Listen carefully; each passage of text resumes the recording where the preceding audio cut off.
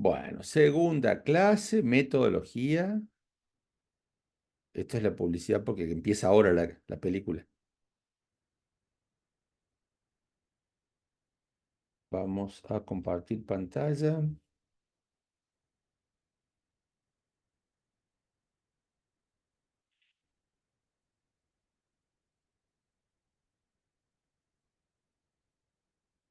A ver,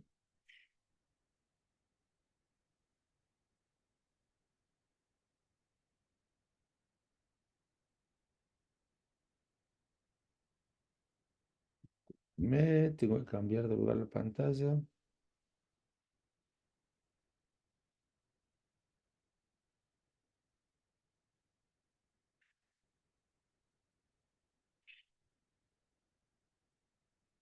Ahora debieran estar viendo que dice metodología 2024 en una sola pantalla. ¿Puede ser? Sí, profe. Bueno, perfecto. Muy bien. Entonces, segunda clase de metodología. Bueno, simplemente recordemos que teníamos la tarea para el hogar, que era plantear objetivos de un trabajo, los objetivos de un proyecto. ¿Sí? Pensamos en los objetivos como una meta, como digamos, aquel lugar donde íbamos a llegar cuando termináramos el trabajo de investigación. Los objetivos tenían que ser factibles, posibles de realizar, y tenían que empezar con un verbo en infinitivo. Muy bien. Recordemos que siempre sirva como un recordatorio de memoria que en el marco de un proyecto, ¿sí? Un proyecto de investigación, un compromiso a futuro, en el marco de un proyecto, el proyecto va a estar formado por todos esos ítems. Va a tener título, introducción, objetivos e hipótesis, metodología y bibliografía. Esos son todos los ítems que va a tener un proyecto de investigación. Pero, como decíamos, ese es el orden en que aparecen, pero no es el orden en que se escriben. Recordemos que tenemos ideas, planteamos problemas, que es el trabajo intelectual que han estado haciendo ustedes en el encuentro anterior, y a partir de esas ideas, problemas o cuestiones que nosotros podemos ver en nuestra práctica cotidiana, se nos ocurren objetivos y si corresponde también se nos van a ocurrir hipótesis. Eso es lo primero porque es el puntapié inicial. Yo tengo esta idea, este problema. Bien, lo primero que hago, planteo la meta. Hacia allá quiero ir. Luego entonces de plantear la meta, objetivos e hipótesis van a ser los que me dicen, bueno, ¿cómo hago para llegar allá? La metodología, que también se puede llamar pacientes y métodos, o también se puede llamar materiales y métodos, es lo mismo. Es el cómo y el con qué. Entonces, lo segundo que vamos a hacer después de plantear el objetivo es ver cómo hacemos para llegar a ese lugar. Y paralelamente a eso, ahora sí, yo podría haber tenido objetivos e hipótesis que hayan sido de mi propio pensamiento, pero ahora para revisar la metodología voy a tener que ir sí o sí a la bibliografía. Voy a tener que empezar a hacer un resumen bibliográfico viendo en la bibliografía cómo hicieron otros trabajos para hacer algo parecido a lo que a mí se me ocurrió. Luego, después de plantear metodología con la bibliografía, recién ahí, con bibliografía, voy a ir a introducción y finalmente a escribir el título. Ese es el orden en el cual voy a ir escribiendo un proyecto de investigación. Hoy vamos a metodología. ¿Se acuerdan que dijimos? Metodología, también llamada materiales y métodos, también llamada pacientes y métodos, dependiendo de el ámbito de la revista o de la institución, le pueden llamar de alguna de esas formas. Básicamente lo que va a responder esto es el cómo y el con qué. O sea, cómo voy a hacer para llegar a los objetivos y con qué voy a llegar a los objetivos. Voy a definir qué y cómo voy a medir Voy a definir la población estadística, y ahora vamos a hablar de qué es población estadística con los criterios de inclusión y de exclusión. Voy a definir los procedimientos, ya sean procedimientos médicos o procedimientos de cómo voy a acceder a toda esa información. Voy a plantear cuáles son los análisis estadísticos y voy a plantear los aspectos éticos que comprometen el proyecto. Todo esto es una especie de guía de todo lo que vamos a ir haciendo a medida que desarrollemos el proyecto. Y hoy, en principio, del proyecto, de la parte metodológica, vamos a ver tres cosas solamente, las tres primeras. O sea, hoy no vamos a ver todo en metodología. Metodología lo vamos a dividir en tres partes y hoy vamos a ver la primera de las tres partes y también va a tener tres partecitas. Vamos a ver cómo vamos a definir los diseños, el diseño que vamos a hacer, es decir, todos los pasos y procedimientos, eso se llama el diseño. Entonces vamos a ver cómo lo vamos a definir, vamos a ver cómo definimos la población en estudio y vamos a ver lo que llamamos vulgarmente como procedimientos para ponerle un nombre sobre cómo vamos a hacer para recopilar información, medir a los pacientes, es decir, cómo vamos a hacer el trabajo propiamente dicho. Muy bien. Lo primero que vamos a ver entonces es lo primero que tiene el ítem material y método. Cuando tenemos material y método, lo primero que se escribe es qué tipo de diseño vamos a hacer en el proyecto. ¿Y por qué es importante el tipo de diseño? Recuerden ustedes que ninguna otra área de la ciencia define los diseños, sí las ciencias de la salud. ¿Y por qué? Por un problema ético. O sea, por todos los aspectos éticos relacionados al estudio sobre seres humanos, es que necesitamos definir los diseños, porque dependiendo de los distintos diseños, el compromiso ético que tenemos es diferente. O sea, no es lo mismo observar simplemente un grupo de pacientes que van a consultorio, ¿sí? El profesional observa, mide, y cuando observa y mide, después hace un estudio científico con eso. O sea, el compromiso ético que hay con la observación es de mucho menos riesgo que si viene un grupo de pacientes y a un paciente le doy un tratamiento médico y a otro paciente le doy otro tratamiento médico. El compromiso ético sobre ese es mucho más fuerte. Entonces, hay, dependiendo del diseño, distintos compromisos y por eso es necesario definirlos para ver si ese proyecto o ese protocolo necesita de ciertas validaciones dependiendo del riesgo que tiene. Por eso vamos a definirlo. Todos los estudios tienen distintas características y nosotros vamos a simplificar en cuatro aspectos. Primero vamos a ver qué tipo de control tenemos sobre las variables que estaremos midiendo o mirando o manipulando. Segundo, vamos a ver sobre la direccionalidad del proyecto, y ahora vamos a explicar por qué. Tercero, vamos a ver el número de grupos que tenemos adentro de la población. Y por último, vamos a ver el número de mediciones. Con estas cuatro características es la manera más simple y sencilla de definir un diseño, teniendo en cuenta estas cuatro cosas. Cuando uno tiene en cuenta estas cuatro cosas, lo va a definir el diseño con las cuatro categorizaciones que vamos a ver ahora. Primero, ¿qué quiere decir el control de variables? Primero, tenemos que definir qué es una variable. Una variable es una característica que tiene la población, una característica que tiene la unidad, el paciente, o una característica externa que podemos someter al paciente. ¿Sí? Es una característica, una variable. Va a cambiar de caso en caso, por eso se llama variable y no se llama constante. Entonces, ¿por qué pregunto acerca del control de la variable? Yo estoy haciendo o yo propongo hacer una maniobra o una intervención sobre los pacientes, sobre las unidades o elementos que estoy mirando. Si yo hago una maniobra o una intervención, es decir, si yo controlo variables independientes sobre los pacientes, entonces estoy haciendo algo experimental. Mientras que si yo simplemente observo y no tengo una manipulación sobre las variables independientes, lo que estoy haciendo es algo observacional. A ver, por ejemplo, ¿recuerdan ustedes el caso de que creo que era Lourdes que se llamaba? No me acuerdo.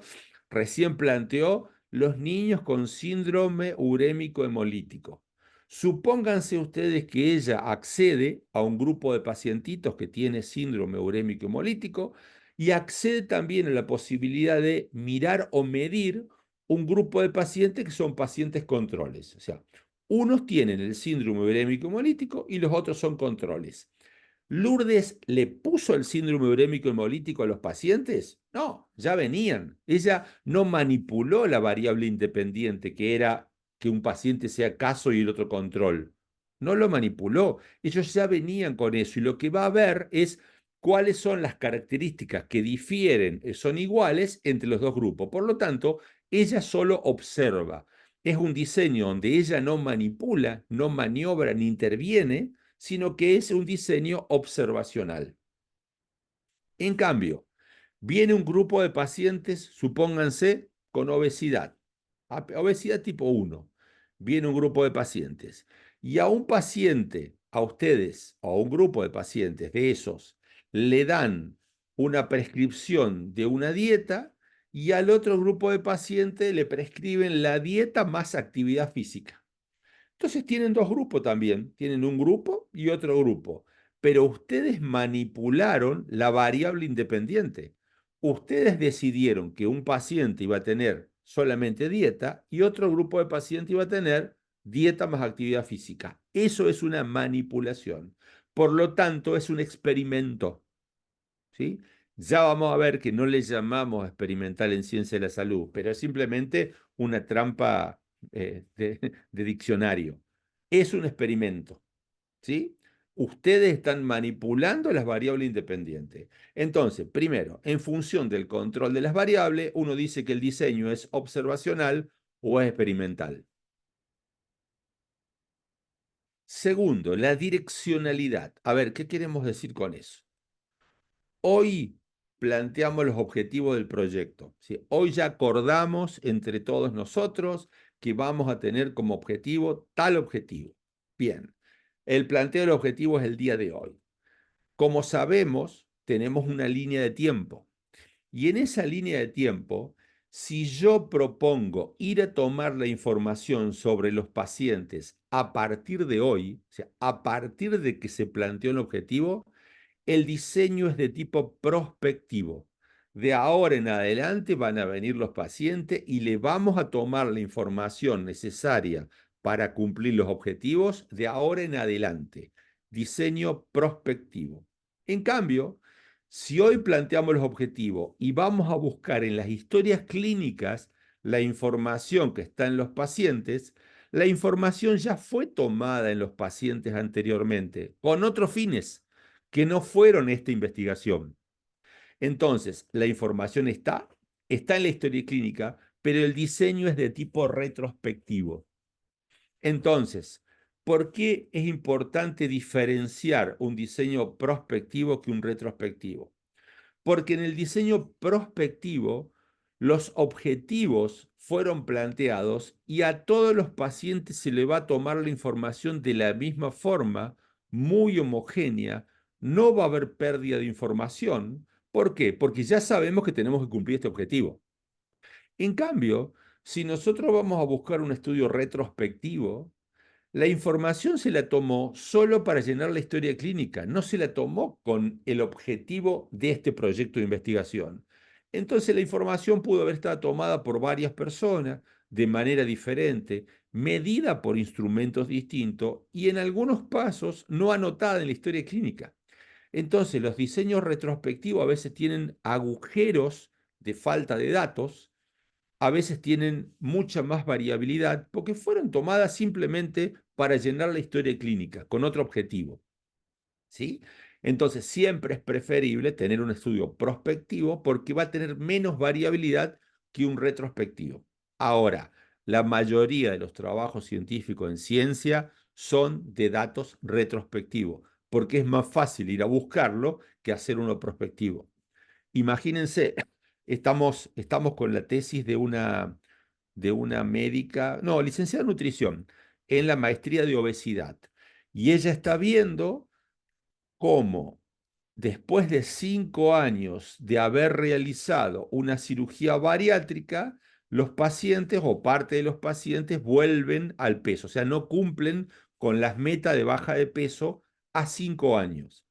Imagínense plantear una tesis doctoral, perdón, una tesis de maestría con un diseño prospectivo a 5 años. ¿Qué pasa con la tesis de maestría? Va a tener que empezar a buscar pacientes a partir de ahora y seguirlos durante 5 años. Bueno, va a terminar la tesis dentro de 10 entonces. Como eso no se puede hacer, la mayoría de los trabajos son retrospectivos. Es decir, al paciente se le hizo la cirugía hace 5, 7, 9 años y se lo siguió 5 años. Por eso son mucho más importantes los estudios retrospectivos en términos de cantidad de estudios, porque es más fácil el acceso a la información. Otro ítem, número de grupos. Este yo le puse el título número de grupo, es bastante más intrincado que eso. Pero imagínense esto, si solo tenemos un grupo de pacientes y mi objetivo es describir, el diseño es descriptivo. Lo único que hago es describir. ¿Se acuerdan? De nuevo, vamos a usar el caso de Lourdes. Cuando a Lourdes le dijimos, mirá, Lourdes, tenés solamente los niños que tienen síndrome urémico hemolítico. Ah, bueno, entonces solo quiero describir. Claro, solo querés describir. Y después Lourdes dice, pero a ver, si yo puedo tener otro grupo control de pediatría. Ah, entonces querés comparar. Cuando querés comparar o cuando querés relacionar, el diseño es analítico. ¿Y cuál es la diferencia que hay? Bueno, si yo quiero describir, no tengo ninguna hipótesis. O sea, ¿cuál hipótesis tenés? Nada, porque yo quiero describir. En cambio, si vos querés comparar, vos ya sabés que algo es mejor que otro. Para ver si están despiertos. Cuando Lourdes, dije Lourdes, no, no era Lourdes, estoy diciendo Lourdes y era... Solange, profe. Gracias, Solange. Bien, Solange, profe, sí. era Solange, gracias. Bueno, pensó, cuando Solange pensó en hacer, no, no, yo quiero hacer un analítico porque quiero comparar los chiquitos que tienen síndrome urémico hemolítico contra los que no. A ver, cuéntenme ustedes, ¿qué les parece que estaba pensando Solange sobre esa comparación?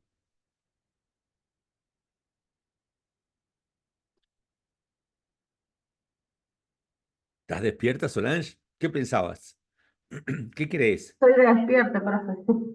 Bien, ¿y qué crees? Cuando compares eso, ¿qué esperas encontrar? Y que tengan una menor permeabilidad intestinal, o sean más vulnerables los chicos que tuvieron síndrome urémico. Bien, Esa es la eso, idea.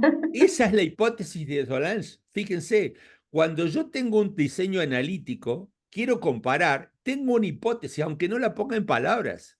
Solange tiene como hipótesis que la permeabilidad es más permeable en los chicos con síndrome urémico hemolítico sobre los que no tienen. ¿Era una hipótesis o no?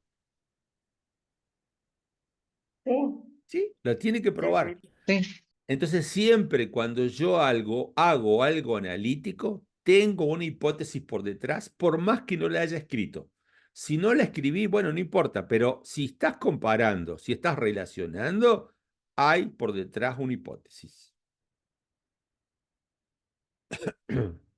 Entonces, Cuarto, profe, perdón, sí, dale. en el caso de que el objetivo sea como de la otra compañera o el mío también, es evaluar el estado nutricional de cierto grupo de pacientes, Sí, no es habría una descriptivo. hipótesis, claro, No, por eso, o sea, no es tengo descriptivo. hipótesis. Si vos querés solamente, Sofía, evaluar el estado nutricional de un grupo de pacientes, vos describís, estás describiendo, es Claro, solo descriptivo. ok, Ahora, en el momento que a vos se te ocurrió, che, mira, estos pacientes son, voy a decir una pavada, ¿no? Estos pacientes son niños que tuvieron bajo peso y estos pacientes son de alto peso. A ver, y si yo comparo alto peso con bajo peso, ¿te da? Ahí mm, ya es analítico. ¿Ya claro. Claro, pasó? en mi caso, por ejemplo, yo estoy, me voy a enfocar en los pacientes que se dializan en la sala de hemodiálisis del hospital donde trabajo. Bien, Entonces es evaluar el estado nutricional de los pacientes que se realizan en el hospital regional, en la sala de hemodiálisis del Hospital Regional Río Grande. perfecto. Nada, o sea, evaluarlos con diferentes técnicas, evaluación global objetiva, subjetiva y Descriptivo, 100%. descriptivo. Ok, Sí. claro. Hacerle Ahora, alguna por ahí, alguna evaluación antropométrica, o sea, sí, medir pliegues, esas cosas que por ahí no están hechas. descriptivo. Descriptivo, bien. Por más Todo que, descriptivo. si yo me baso, porque eso también lo iba a preguntar más adelante, pero en esto de retrospectivo o prospectivo, yo voy a usar historia clínica, laboratorio, esas cosas que ya están, Sí, pero por ejemplo, las evaluaciones antropométricas por fraccionamiento no están hechas, las voy a hacer yo. En sí. ese caso, igualmente sigue siendo retrospectivo porque la mayoría de los datos que se toman ya están. Es que, O, a ver, el niñito ya se fue. O sea, vos lo vas a claro, hacer con la historia clínica, vos no estás tomando al en niñito realidad hay ahí. gente que sí, o sea, están, porque es gente que va todo el tiempo, son adultos igual en este caso. Ah, bueno, Yo voy a pero- hacerle. bueno, espera, eh, espera. sí, Vos, si toda la información que tomás es sí, voy para atrás, así vamos a la parte esta. Vamos para acá. sí, Si toda la información que tomás vos es sobre la historia clínica y no sobre el paciente in situ de ahora en más, es sí, retrospectivo. ok, Suponete que en la historia clínica esté el peso y la talla y no esté el índice de masa corporal. Y vos simplemente lo que haces es dividirlo. Sigue sí. siendo Uso retrospectivo. datos viejos, claro. O sea, dato viejo. Y suponete que tuvieras, voy a decir una pavada, el valor de los glóbulos blancos, el de los glóbulos rojos, y hagas una tasa de glóbulo blanco sobre glóbulo rojo, por más que el cálculo lo hagas hoy, los Sí, datos ya fueron están, tomados antes. ¿Bien? claro, Solo si sobre el paciente estás tomando la información de ahora en adelante es prospectivo. ok, ¿Sí? Profe, sí, Sí, Solange. le hago una pregunta que puede ser también para la compañera. Si la compañera de esa misma historia clínica se le ocurre preguntar hábitos, tomando el teléfono a los pacientes, indagando cosas nuevas, sigue siendo retrospectivo porque me pasa, por ejemplo, que los chicos míos ya tuvieron el síndrome y yo voy a tener que buscar a las mamás y preguntarle cosas que no van a estar en la historia clínica. Bien. Cuando le pasa lo que le pasa a Solange, es un retroprospectivo. Ah, bien. ¿Sí? Porque parte de la información es retrospectivo y parte de la información es prospectivo. Lo que no puede ocurrir, Solange, no es tu caso, pero lo que no puede ocurrir es lo que le pasa a algunas personas. Supónganse, en la clínica antes había un protocolo y ahora hay otro protocolo. Entonces, toman como retrospectivo un protocolo, toman como prospectivo otro protocolo que es el nuevo y los quieren comparar. No pueden comparar cosas diferentes en tiempos diferentes. ¿Se entiende? sí. Gracias, Sofía. De todos modos, lo vamos a repasar cuando vayamos viendo cada uno de los trabajos de ustedes. Bien. Último, cantidad de mediciones. Depende de la cantidad de veces que yo mido al paciente, si el trabajo es a lo largo del tiempo, transversal, cuando lo tomo o una sola vez o dos veces y me interesa la diferencia. ¿Sí? Cuando yo tomo al paciente una sola vez o lo tomo dos veces y me interesa la diferencia, eso es un diseño de tipo transversal. Mientras que si yo hago un seguimiento de tres o más veces, eso es un diseño longitudinal. Lo sigo a lo largo del tiempo.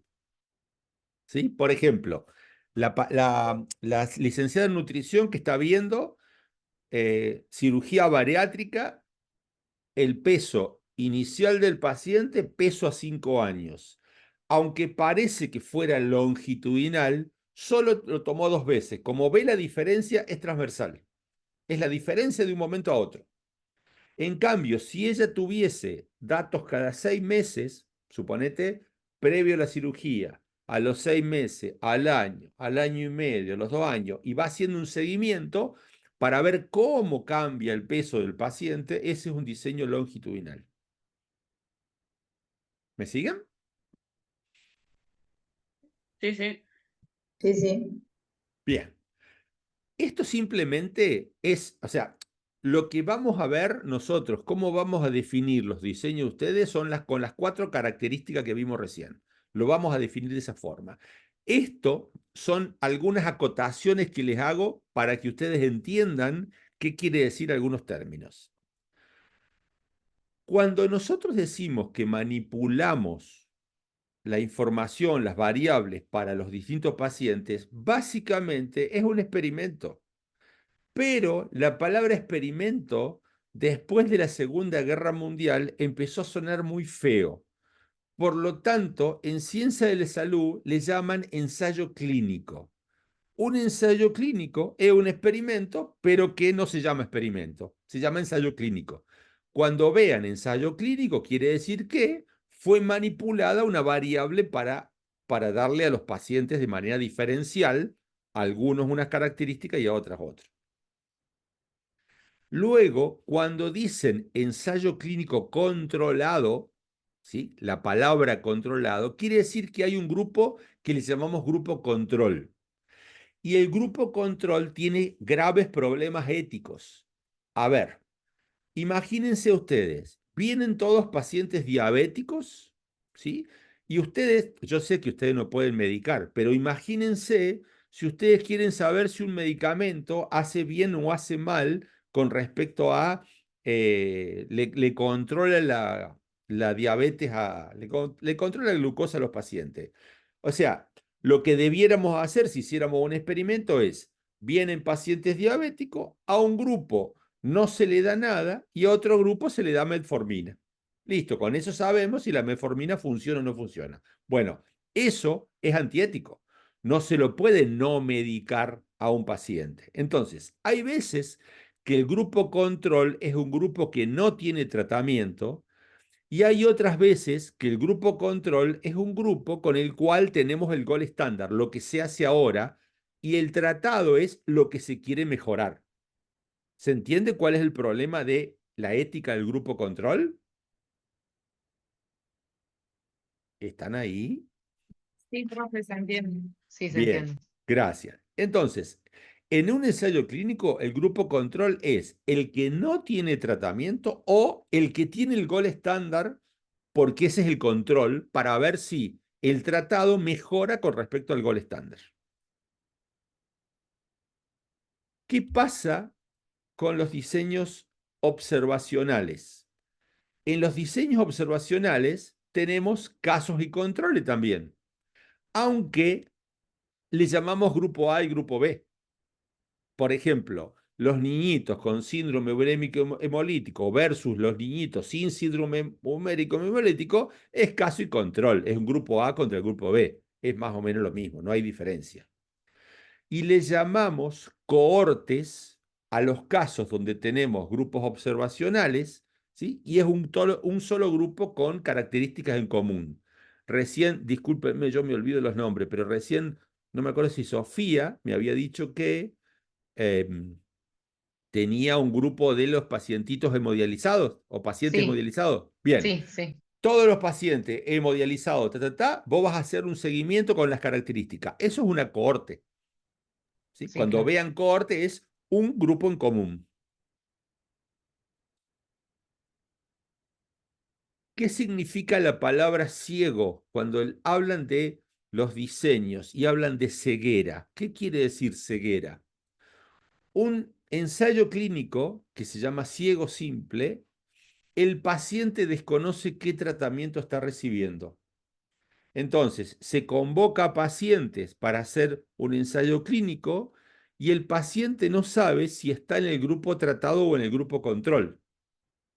¿Sí? Eso es un ciego simple. ¿Por qué ocurre eso?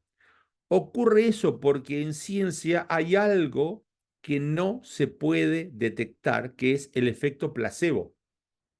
¿Sí? A ver, ¿alguien me puede decir si saben qué es un placebo?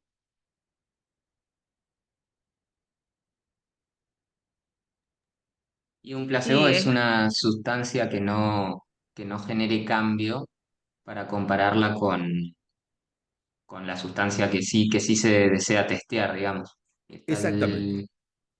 Tenemos una sustancia que se desea testear y otro que sería el grupo control. Pero al grupo control no le digo, vaya mi hijo, sino que le doy algo que le digo, che, mirá, esto es bueno y no tiene nada. Y la pregunta es, ¿por qué existe el efecto placebo? Porque hay algo indetectable para la ciencia que no lo puede probar, que es, puede ser que haya gente que se cure porque el médico le dijo que se curaba con esa porquería que no era nada, que era agua. Entonces, por esa razón, tiene que ocurrir que el paciente no sepa que le están dando el placebo o le están dando el tratamiento. No tiene que saber.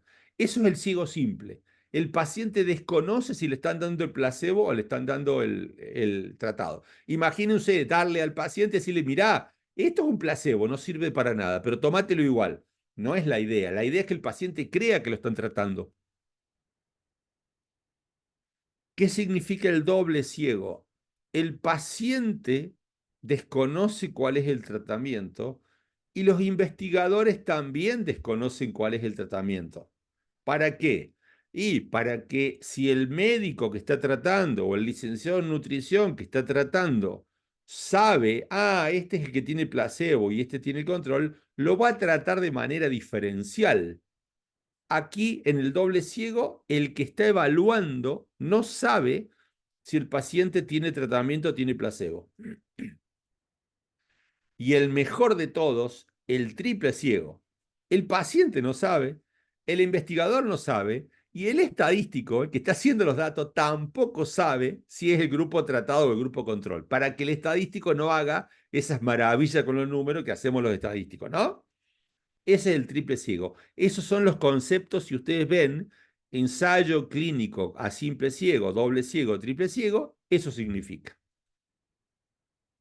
Le damos un SOS, que lo van a tener en su archivito Word que le vamos a dar para completar, donde le decimos casos y controles.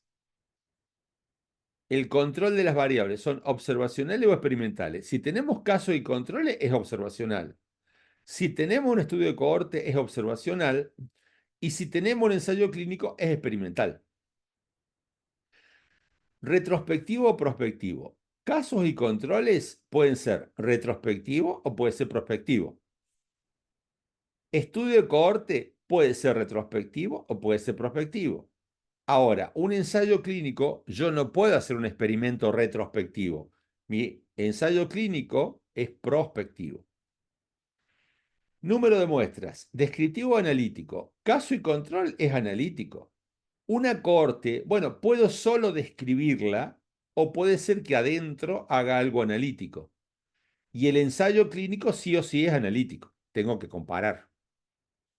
Por último, cantidad de mediciones, si es transversal o longitudinal. Los casos y controles suelen ser siempre transversales. Los estudios de cohorte en general suelen ser longitudinales, en general podrían ser transversales, y los ensayos clínicos normalmente son longitudinales. Hay un seguimiento, un ensayo clínico se suele hacer a lo largo del tiempo. Muy bien, entonces dijimos que en metodología vamos a ver tres cosas. La primera fue la definición del diseño. Ya dijimos, con esas cuatro características vamos a definir el diseño. La segunda es, ¿cómo hacemos con la población estadística? A ver, ¿alguno de ustedes me podría decir sobre quién consideran que es la población que plantearon en su diseñito que están armando, en su proyectito? ¿Alguien se anima a decirme cuál es la población en el estudio? Profe, Sí, Lorena. mi población serían niños de 0 a 6 meses Niños. por lugar, Ay, no te escuché lo último, Lorena. ¿Cómo? o es el lugar la población. A ver, tu población son niños de 0 a 6 meses. ¿De dónde? ¿El Sí. mundo entero? Ah, está, sí, sí, de la nueva maternidad de Córdoba. Niños de 0 a 6 meses en la nueva maternidad de Córdoba. Sí. ¿Sí? Bien. En principio, fíjense que Lorena dijo, niños de 0 a 6 meses en la nueva maternidad. Bueno, esa es la población de Lorena. Bien. ¿Alguien más tiene que donarnos su población? Yo pensaba en las embarazadas de la maternidad provincial. Eh, Embarazada, sí, embarazada Cintia de la maternidad provincial. sí, ¿Sí? lo que no tenía muy definido, por ejemplo, es si empezábamos a partir del tercer trimestre en adelante, cosa de no contar esos 3 primeros meses que puede haber pérdida. Eso es lo que yo por ahí pensaba. Bien. O sea, como que, Eso, a ver, yo no sé si está bien o está mal, lo claro, vas a tener que definir vos dependiendo de tus objetivos. Esto que acaba bien, de pasar con Cintia, ella va a definir a partir de cuándo. Entonces podría decir, embarazadas de la maternidad a partir del tercer mes, perfecto, o bien. embarazada de la maternidad y contemplaría si está embarazada de 5 minutos. Eso también entra. Sí, no, está bien. Era ¿Sí? más Bueno, difícil, está bien, está bien. es más difícil. ¿Vamos bien? Bien, Bueno, ahora, la ciencia de la salud tiene una muy buena costumbre con respecto a la definición de población estadística. ¿Por qué? Porque todos claramente sabemos que la población en estudio es la población humana. La población en estudio, todos los pacientes, tiene que ver con la población de seres humanos. Ahora, no vamos a poder hacer un estudio con todos los seres humanos. Tenemos que definir cuáles de los seres humanos pueden entrar en nuestro diseño y cuáles no. Entonces, existen lo que se llaman criterios de inclusión y criterios de exclusión de la población. Los criterios de inclusión son todas las características que deben estar presentes para que entren en esa población, ¿sí? Todas las embarazadas que están en la clínica nueva, más de 3 meses de embarazo. Esas son las características del criterio de inclusión. Profe, Sí, ahora Lorena. que lo pienso, en realidad tendría que poner niños y niñas porque en cuanto a evaluación nutricional difiere mediante el sexo, digamos. Entonces serían niños y niñas de 0 a 6 meses. Perdón la acotación científica. Cuando pones niños, estás diciendo de los dos sexos. Bien, A bueno. ver, esto es ciencia. ¿Sí? O sea, Claro, pero al evaluar el estado nutricional difiere, pero en el pero objetivo general lo puedo poner niños solo. es que el plural, a ver, acuérdense, el plural en general casi siempre se tiene, el plural no es que sea género masculino, el plural es como se escribe y luego se creó una palabra especial terminada de una forma para identificar el género femenino, o sea, es al revés, pero no importa. Sí, En ciencia, vos no podés escribir niños y niñas. ¿Sí? Cuando pones bien, niños, se entiende que son todos los bebés, varoncitos y nenitas, o como quieran, ¿sí? perfecto. Gracias, profe. Bien. Criterios de inclusión, entonces. Las características que deben estar presentes. Criterios de exclusión es, ahora, ya entraron, o sea, las personas que ya entraron con los criterios de inclusión, ¿a cuáles con ciertas características voy a tener que sacar? O sea, los criterios de exclusión son las características que hacen que se saquen los individuos que ya se incluyeron. ¿Sí? Y por último, solo si los diseños son longitudinales, hay criterios de eliminación. Es decir, algún paciente en particular, por alguna razón, va a ser eliminado del estudio por una razón, digamos, científica. Por ejemplo, características que se eliminen una vez empezado el trabajo, intolerancia a un medicamento, la no adherencia. Hay pacientes que no aguantan un estudio longitudinal y se van y no aparecen más. Esos son criterios de eliminación. A ver si se entiende mejor. Profe, Imagi- una pregunta. ¿Puede ser, por ejemplo, pacientes que fallecieron? sí, es un criterio de eliminación. Bien, Normalmente, dale, sí, decime. en ese caso, por ejemplo, si me muestra, era de, no sé, 299 adultos mayores y fallecen en el transcurso del estudio, no sé, 5. Yo tengo que reemplazar ese número de N. Bien, buena pregunta. Cuando normalmente, suponete que la ciencia te dijo que vos necesitabas 300 pacientes, ¿sí? Sí. Vos, si la ciencia te dijo que necesitabas 300 pacientes y tu diseño es transversal, o sea, lo vas a hacer en un momento determinado, vas y encontrás 300 pacientes y ya está, punto. Pero si tu diseño es longitudinal, vos vas a tener que terminar con 300 pacientes. Entonces, vas a tener que decir, a ver, ¿cuánto estimo yo que se me rajen? El 10%. Bueno, entonces voy a tener que arrancar con 330 para poder llegar al final con 300. ¿Se Bien, contesta? O sea, sí, si vos tenés la posibilidad de seguir incorporando pacientes y tu diseño es longitudinal, pero se incorporan en distintos momentos, la respuesta es, si se te piran 2 pacientes, tenés que reemplazarlos. Correcto. bien, perfecto. ¿Sí? Gracias. No, por favor. Entonces, criterios de inclusión. Bueno, necesito que todos los sean pacientes del hospital. Primer criterio de inclusión. Segundo, diabético tipo 2, o sea, pacientes y diabéticos. Tercero, entre 20 y 40 años. Bien, entonces, paciente del hospital, diabético tipo 2, entre 20 y 40 años, con sobrepeso y obesidad. Esas son todas las características que tienen que tener para ser incluidos en la población. No en la muestra, en la población. Como criterio de exclusión es, mira, si tienen enfermedad autoinmune, se van.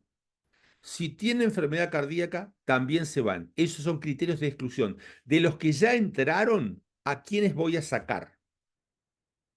Y luego, si el diseño es longitudinal, un criterio de eliminación sería que sea intolerante al medicamento. Normalmente, en los diseños transversales no se pone el criterio de eliminación, porque, digamos, necesito 300. Bueno, ¿quieres participar? No, no quiero participar. Bueno, hasta que junto 300 y ya está. Solo en los longitudinales se pone el criterio de eliminación. Muy bien. Primer tema entonces, tipo de diseño. Segundo tema entonces, definir la población, población estadística. Tercero, lo que llamamos procedimiento. Este es un término que no va en el método científico, pero necesito ponerle un término para que se entienda qué parte de la metodología es. Yo le llamo médicos porque la mayoría tiene que ver con ciencia de la salud. Espero no se sientan ofendidos ustedes, pero son los criterios, los procedimientos que uno va a tener sobre cómo hago para recopilar la información. O sea, ¿cómo voy a hacer el proyecto? ¿Qué voy a hacer? Tengo que describirlo muy bien porque en ciencia hay algo que se llama la garantía de la repetibilidad. Emilce va a hacer un estudio, va a hacer un diseño, va a trabajar en algo y cuando se reciba y sea especialista en nutrición, la de ustedes clínica, va a colgar su tesis en la página de la Universidad Católica. En 2 años, cuando Emilce esté recibida, va a haber alguien que va a leer la tesis de Emilce y va a decir, ah, yo quiero hacer lo mismo. Emilce, en su explicación de los procedimientos, tuvo que haber sido lo suficientemente clara para que cualquier persona, obviamente con la formación de ustedes, pueda repetir el estudio que hizo Emilce en otra población. Tranquilamente lo puede hacer. En ciencia tenemos que garantizar eso porque para después comparar resultados necesitamos saber cómo hizo Emilce para hacer las cosas. Entonces, no está mal que cualquiera de todos ustedes vaya a la metodología de los trabajos científicos que ya están publicados y copie la metodología de cómo lo hicieron, porque es lo que permite la garantía de repetibilidad en ciencia. Entonces, la explicación tiene que ser la correcta, ni explicar de más ni explicar de menos. Por otro lado, permite la recopilación de información. O sea, hay gente que va a poder leer muchos trabajos científicos y va a quedarse con alguno cuyos procedimientos sean más factibles de lo que puede hacer. hay que explicar cómo se recopila la información, hay que explicar qué tratamiento se le da al paciente o cómo se trata al paciente, si hay encuestas, si hay preguntas, cómo se le pregunta, etcétera. Todo lo que tenga que ver con los pacientes. Si hay procedimientos quirúrgicos, no es el caso de ustedes, pero cualquier procedimiento que haya, hace falta explicarlo. Miren esto, que es una pavada, pero voy a poner un texto que es un ejemplo de una sobreexplicación. Miren esto. A cada paciente se le tomó la tensión arterial sistólica con un tensiómetro aneroide estetoscopio Silvaf L1300 profesional. El procedimiento se realizó colocando el brazalete del tensiómetro de manera correcta en su brazo izquierdo, rodeando el bíceps 2 centímetros arriba del pliegue con el antebrazo. El paciente debió haber estado relajado 5 minutos antes de realizar la medición, evitando hablar o moverse durante la medición y el desinflado. Cuéntenme qué les parece esto, si en un trabajo científico vale la pena explicar cómo cómo se le midió la tensión arterial a un paciente. ¿Esto no les parece que es de más?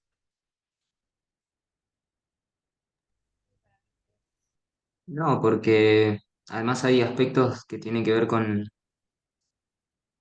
eh, bueno, justo con la tensión arterial que hace que aumente por otras cuestiones. Entonces, para asegurarse que la presión arterial era esa, más allá de describir, por ejemplo, la balanza con la cual se pesa un paciente o cuestiones así, que esté bien calibrada y demás, eh, también justo en este caso la presión arterial a veces aumenta por el estrés de la medición, digamos.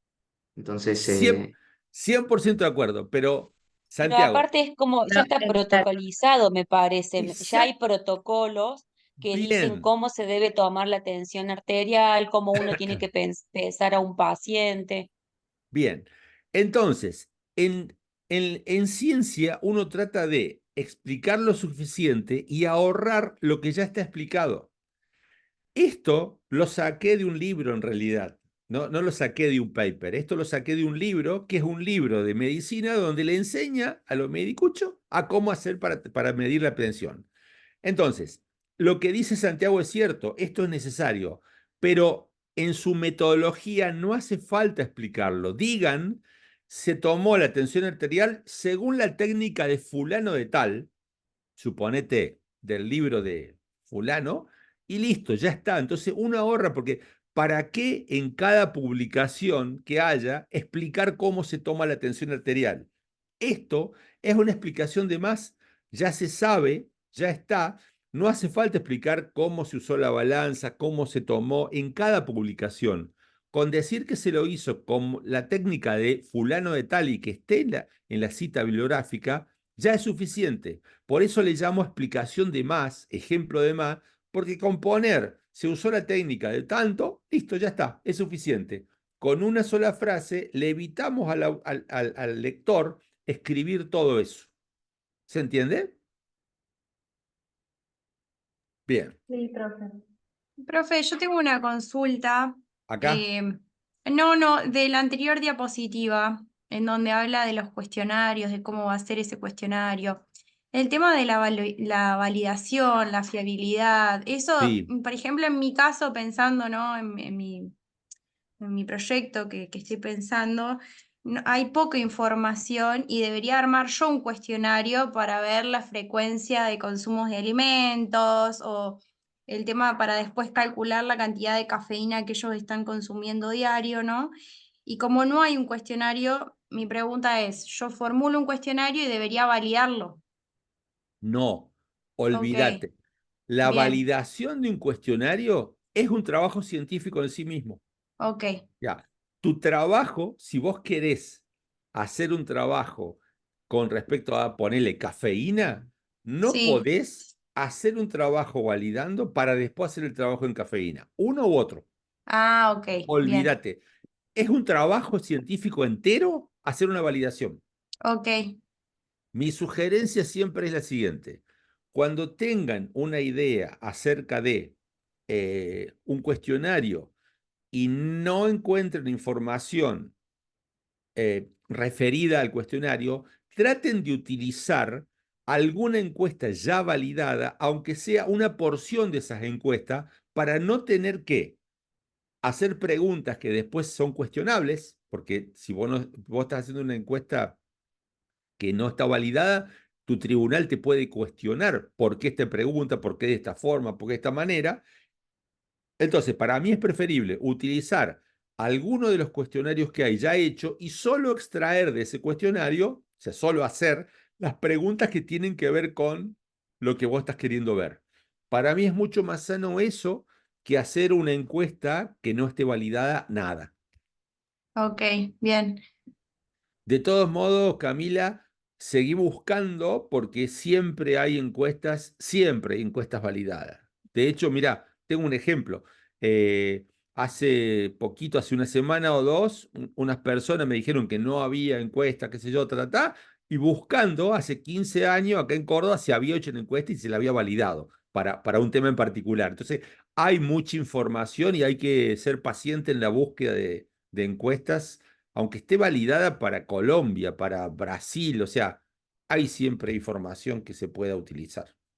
Ok, bueno, voy a seguir buscando. Igual también lo consulto, yo había comentado, por ejemplo, ahora, bueno, estoy acompañando un TIF a una alumna de licenciatura en nutrición y uno de los jurados, por ejemplo, pone en una de las devoluciones el tema de la validación y yo le planteé algo similar a lo que vos estás planteando, pero bueno, el tema de poder justificarlo y realmente buscarlo, o dónde buscarlo, o cómo hacer esa justificación para que realmente sea válido y lo tomen al trabajo, ¿no? Para que después en la presentación del TIF, por ejemplo, y ese jurado lo pregunte, tenga las herramientas suficientes para poder decir por qué se utilizó esa encuesta y no otra, o por qué se recopiló, digamos, solo una parte de la encuesta validada, por ejemplo. Por eso consultaba, porque era algo que me tenía ahí dando vueltas en la cabeza. Sí, eh, yo no les recomiendo meterse en la validación. O sea, es un trabajo y es un trabajo prácticamente estadístico. Y siempre es recomendado, a ver, uno a veces esto es complicado explicarlo en el aire, ¿no es cierto? Uno a veces quiere hacer una encuesta porque tiene preguntas respecto a un tema en particular, pero la herramienta es tan subjetiva que uno, aunque tenga buena voluntad, si se le ocurren preguntas, digamos, no está suficientemente afinado la herramienta como para no caer en subjetividades. Entonces, siempre yo soy de la idea de decir, el trabajo de validación la tiene que hacer alguien que sepa de estadística, que sepa hacer validaciones, y eso es un trabajo en sí mismo. Para mí, usen algo que ya esté validado, aunque sea con una traducción. Y, Bueno, muchas gracias.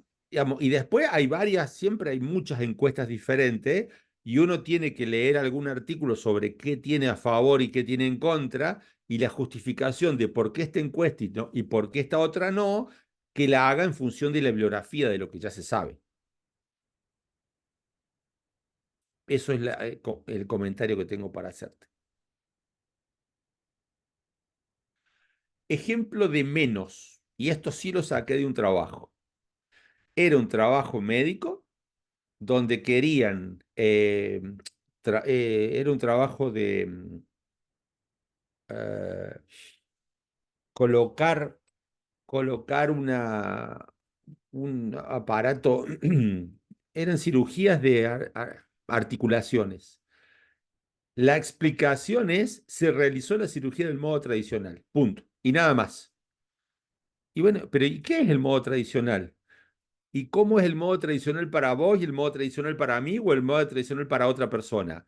Si vos querés poner se realizó la cirugía del modo tradicional y no explicar qué pasos tuvo la cirugía, me parece bárbaro, pero mandame a que lea la bibliografía de quién explicó cuál es la cirugía del modo tradicional. Eso es irrealizable, irrepetible. Nadie que lea eso va a poder repetir el trabajo. Y recuerden ustedes, garantía de replicabilidad. Entonces, si necesitan, citen bibliografía en los materiales y métodos para no tener que explicar todo y que digan que el lector quiere saber más, que vaya a la bibliografía donde está explicado. Y no hace falta explicar de más, ni tampoco explicar de menos. Yo siempre pongo este ejemplo porque es un ejemplo que es absolutamente pertinente. Cuando yo empecé a trabajar en ciencia, para presentarnos a un proyecto de investigación, en el centro de investigaciones que yo trabajaba, habían comprado una computadora, ¿sí? Una PC. Y nosotros poníamos que teníamos una computadora, porque el resto de la gente de la facultad tenía solo máquina de escribir. Entonces, poder tener ese aparato era importante porque nos mejoraba un montón de cosas. Entonces, nosotros poníamos que se iba a trabajar con la computadora y se iba a hacer tal cosa. Ponemos la computadora. Hoy, como todo el mundo tiene acceso a una computadora y tenemos computadoras por todos lados, hasta con los teléfonos, nadie pone que contamos con computadora para hacer el trabajo. Entonces, uno tiene que ubicarse en qué cosas va a explicar en metodología que le valga la pena a la persona que está leyendo enfrente para poder replicar la información. Vimos tres cosas. O sea, a los objetivos que habíamos puesto primero, le vamos a sumar tres cosas más que vimos. O sea, bajo el apartado metodología, vimos qué tipo de diseño vamos a tener, vimos cómo vamos a definir la población y por último, tenemos que empezar a escribir los procedimientos de cómo vamos a hacer para el tratamiento de los pacientes, ¿sí?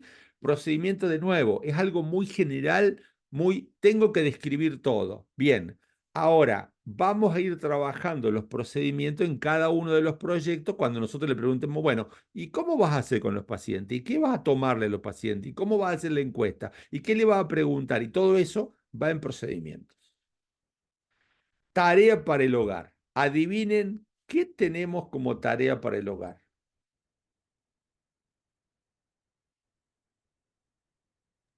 El diseño, la población y el procedimiento.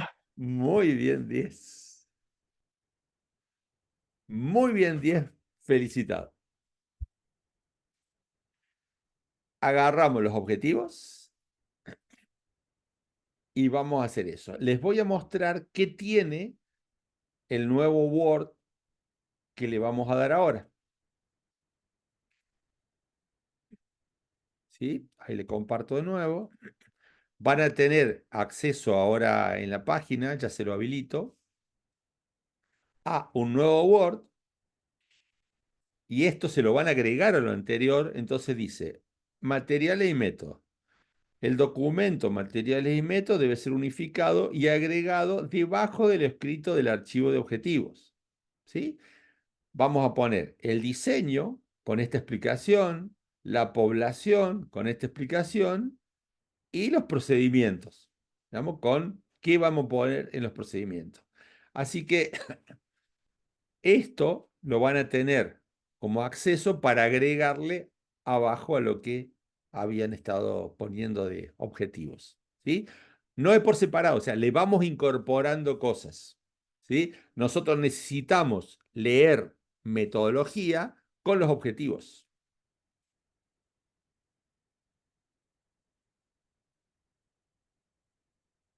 Profe, tengo una duda. ¿Sí, Lourdes?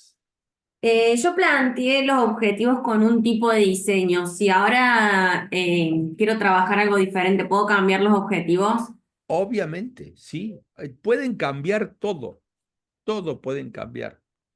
No hace falta quedarse atado a la primera idea. O sea, estamos mejorando, le estamos ampliando el proyecto, pueden ir cambiando objetivo, se pueden haber arrepentido y tratar otro tema diferente. O sea, este es el momento.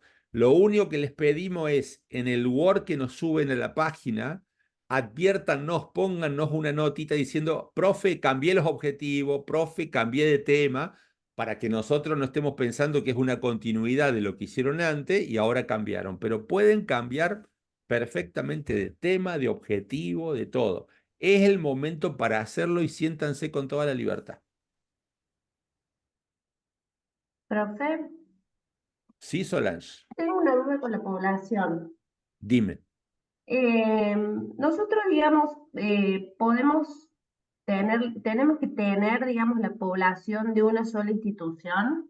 Cuando uno define una población, si yo pongo niños de la ciudad de Córdoba, Sí. yo puedo sacar niños que se atendieron, por ejemplo, en el hospital pediátrico y el grupo control, hacerlo con niños de pediatría de mi trabajo. Pasa lo siguiente.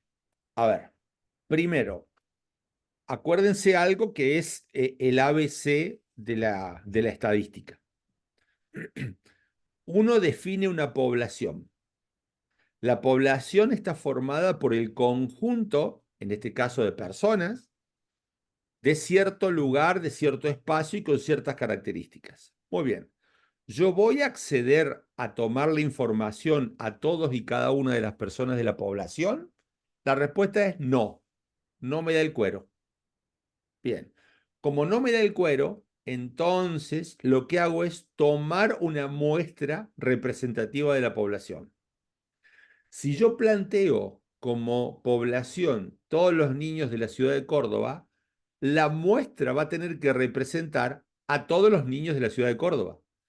No puedo tomar una muestra de un hospital y de mi consultorio y decir que esa muestra que es del hospital y de mi consultorio representa a todos los niños de la ciudad de Córdoba.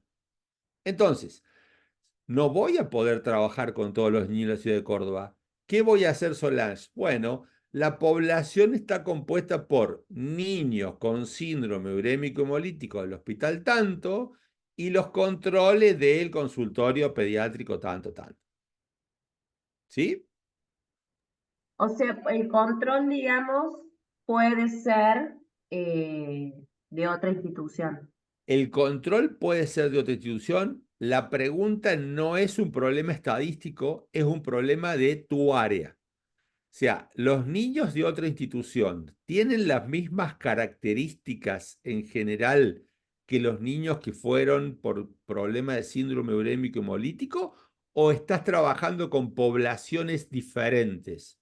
Por ejemplo, si claramente los niños de tu consultorio son todos niños que vienen con obras sociales que son de alta calidad y son de una cultura diferente, con un estrato social diferente, y claramente comen verdura, fruta, etcétera, y los niños del hospital vienen de otra obra, de otro lugar que no tienen obra social, que quedan en el hospital y que claramente comen, digamos, son más de hidrato de carbono, de carne, ya tenés una diferencia solamente porque son poblaciones diferentes y Claro. no porque uno tiene síndrome urémico y el otro no. Sí.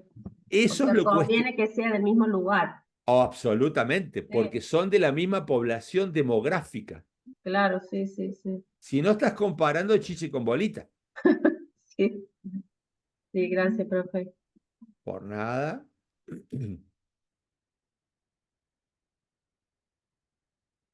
¿Dudas? ¿Preguntas? Sí, yo quiero hacer una pregunta porque me quedé pensando en la corrección de los objetivos. Yo intenté cambiarlo, pero no quiero seguir avanzando sin estar segura con lo básico antes de continuar en el trabajo, ¿no? A mí me había puesto la docente que el tema era cómo estaba expresado, o sea, la redacción del objetivo. No sé si te lo puedo leer porque ahora lo reformulé. Sí, sí, léemelo, Yo Camila, le sin problema. puse evaluar la relación entre la pérdida de calcio en orina y el consumo de cafeína en mujeres de 40 a 65 años de la Universidad Católica en Santa Fe durante el periodo 2024-2025, puse. Alto, pará, alto. Ajá, Yo soy de la idea de en los objetivos no ser demasiado específico en la población, ok. porque para algo vamos a tener la población. Entonces, cuando vos sos muy específico en cuál población lo trabajás en el Ujú. objetivo, lo que haces es marear al lector. Ok. Así que, ahora, el lugar, sacalo y léeme hasta las mujeres de 40 a 60, algo así. Léelo de nuevo, dale. Ok, evaluar la relación entre la pérdida de calcio en orina y el consumo de cafeína en mujeres de 40 a 65 años. Bien, ahí está. Vos querés saber en mujeres de 40 a 60 años si pierden mucho calcio o poco calcio, si toman mucho café o poco café. Cafeína, Es, no café. exacto. ¿Sí? Ujú. Perfecto. Bien, clarito, se entendió. Ok. Y después, bueno, los específicos también los estuve cambiando por la corrección y planteé 4 específicos. A ver, El primero, determinar la frecuencia de consumo diario de alimentos y bebidas que contienen cafeína. sí. Describir las características epidemiológicas y clínicas de las mujeres. Medir la cantidad de calcio en orina y establecer la relación entre la cantidad de cafeína consumida y la pérdida de calcio en orina. El último no es el mismo que es el general. Sí, está similar. Sí, reformulados de otro punto. El tema es que no sé cómo hacer, digamos, mi objetivo final porque yo lo voy a hacer con un kit que, que mide, digamos, la cantidad de orina y hay un viraje de color, es muy simple, se puede hacer en orina o en plasma. Y tengo acceso al laboratorio y varias cosas, y es muy simple. Y no sé cómo poner para ver si en ese umbral de cafeína que ellos están tomando hay una pérdida de calcio. No sé cómo ponerlo a eso para ver si hay relación o no. No sé si me explico. Sí, déjame pensar. El, ¿cómo pensás medir la cantidad de cafeína que... Por encuestas. Por eso vino el tema de la encuesta validada para ver el consumo y en base a eso sacar, porque hay tablas en donde dice por cada alimento o cada Sí, infusión la cantidad de cafeína, ver cuál es el consumo y ahí sacar digamos, un valor de cuál es esa cafeína diaria que están consumiendo. o sea que teóricamente de la encuesta vos vas a sacar un miligramo o mililitro de cafeína, Exacto, un valor cuantitativo. exacto. Y el viraje eh, Sí, del indicador del de la tirita indicador reactiva, es un sí. sí no, o sea, viró o no viró. Sí, exacto. No, Ahí no te da un cuantitativo de calcio. no, según entiendo que si lo hago en orina, no. Si lo hago en plasma, creo que podría ser. Debería volver a mirar el kit, pero es en orina y vira o no vira, por así Bien. decirlo. ¿Por qué te digo?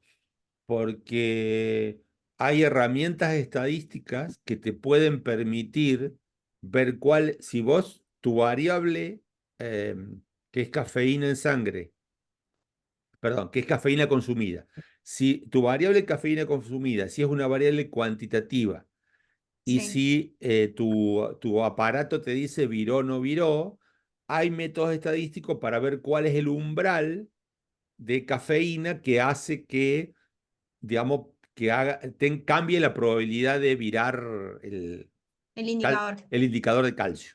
Ujú. ¿Sí? Hay análisis estadístico. Hay análisis estadístico para ver si tenés cantidad de cafeína con cantidad de calcio. Hay otro análisis estadístico. O sea, hay análisis estadísticos que te permiten Ver si medir hay o no cada... la relación, digamos. Correctísimo, sí. Sí, sí, sí, Mm. hay. Siempre hay herramientas. Y mi pregunta concreta, entonces, por ejemplo, entonces, medir la cantidad de calcio en orina y ese último para plantear ese objetivo Pero vos no específico. estás midiendo la cantidad de calcio de orina. Si el kit te vira y te da positivo o negativo, no es cantidad de calcio. ¿Te das cuenta? La cantidad de calcio es que el kit te diga 3 gramos, 5 gramos, 8 gramos, 11 Ajá, gramos. Eso es la cantidad de calcio. Lo que vos ajá. medís es si te da positivo a un umbral. Si te da un viraje de color y te da positivo o negativo, como aeropuertos que dicen positivo para clorhidrato de cocaína, o sea, Sí, es un positivo o negativo, no te dice cuánto hay. ajá. Entonces, vos fíjate, la pregunta es, no, vos no relacionas la cantidad de calcio en harina con la cantidad de cafeína. No Ujú. sé, no sé, yo no puedo avanzar sobre eso porque no sé el kit, cuál es el valor de corte y qué significa ese valor de corte. O sea, más orina, más calcio que tanto, o menos calcio de tanto. Vas a tener que interiorizarte, pero vas bien por ahí, pero vas a tener que usar mejor las palabras en función de cuál es el kit que tengas. Ok, Bien. O sea, vas Ujú. bien, pero vamos a usar bien. Cuando vos sepas en tu metodología qué mide el kit, cómo lo mide, ahí ajustás mejor lo que habías puesto como objetivo. ¿Sí? Ok. Bueno, o sea que debería pensar antes de seguir también. O sea, No. mirar eso. Claro, mirar qué te dice el kit. Ok, bueno. Pero buenísimo. Gracias, Camila. No, gracias a vos. Profe, no sé si se me escucha. Sí, Bárbara. Yo quería hacerle una consulta porque pensando por ahí un poco en lo que estuvimos charlando hoy en la clase, yo en mis objetivos que he planteado es, bueno, describir el estado nutricional y los patrones alimentarios de las personas que trabajan y asisten a mi consultorio, digamos, que es de donde yo sacaría la información. Pero pensándolo bien, va a ser una descripción muy limitada porque de 200 pacientes petroleros, 198 vienen con una derivación laboral por un IMC elevado. Por ahí lo que pensé sería agregarle, si no, para estimar la prevalencia de diabetes, sumado a eso, o bien sacar la muestra directamente de alguna empresa petrolera, porque si no voy a estar como muy limitada con respecto al IMC, van a ser todos con un IMC elevadísimo. Podría hacer eso, agregarle como para sumarle algo más, porque lo veo por ahí como que me va a quedar muy sesgado. A ver, sesgado no es la palabra justa. Ujú, El tema es la población que acude a vos es una claro, población con problema alimentario. O sea, claro. y va a ser así siempre. O sea, si vos no querés tener una población con problema alimentario, vas a tener que ir a buscar pacientes a un hospital donde vayan al hospital por otro tipo de problemas que no sean alimentarios. Y ahí saber cuál es la prevalencia de algo.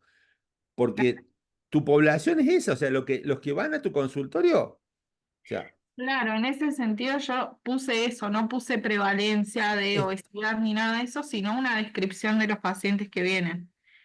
a ver, si vos me preguntás a mí, Ujú, si vos me preguntás a mí y yo fuera la persona de recursos humanos de las petroleras, me interesaría mucho tu estudio, aunque sea descriptivo. ujú, Aunque vos no tengas la prevalencia, o sea, ellos ya saben la prevalencia. O sea, si te lo claro, mandan a vos es porque están todos gordos. Bueno, entonces, obviamente, el vuelo intelectual que puede tener un trabajo que hagas en otro ámbito puede ser diferente, pero tu trabajo tiene la factibilidad de que lo vas a poder hacer en tu propio consultorio. claro, Entonces, como dijo el gallego, velocidad o precisión. O sea, bueno, que sea veloz. O sea, claro, podés hacerlo con tus pacientes cambiando los objetivos en función de lo que vos vas a encontrar en tu profesión, que es 98% con obesidad. claro, entiendo, entiendo.